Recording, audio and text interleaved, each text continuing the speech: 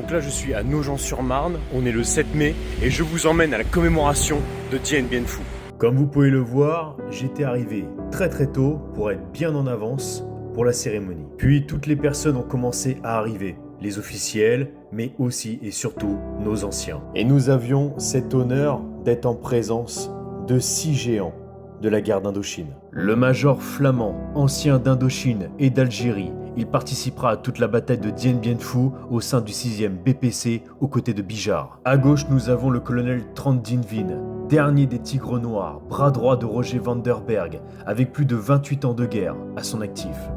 À droite, nous avons le colonel médecin Collan, 13 ans de guerre, aux côtés des Américains. Il participera à l'offensive du Tet et il fera partie de ceux qui ouvriront les charniers de plus de 6000 civils de la cité impériale. William Shelardi, ancien du 8 et de Dien Bien Phu, il sera blessé à 5 reprises. 71 ans après, il vit encore avec des éclats de métal dans tout le corps, dans ses jambes, dans son ventre et même dans sa tête. Après Dien Bien Phu, il connaîtra également les camps du Viet Minh. Jacques Bonne-Tête, officier en Indochine au sein du 3e puis du 4e régiment étranger d'infanterie, avant d'être prisonnier durant 7 mois. Puis le capitaine Tran Loc, ancien parachutiste sud-vietnamien.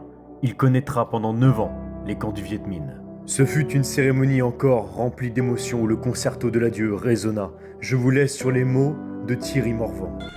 Une guerre lointaine qui intéressait peu les Français. Une bataille qu'on veut parfois oublier aujourd'hui.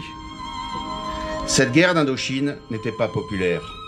Cette guerre, pour une cause perdue d'avance, ne pouvait pas être populaire et elle a été très vite oubliée. Et pourtant, il mérite qu'on leur rende hommage, ces soldats d'Indochine.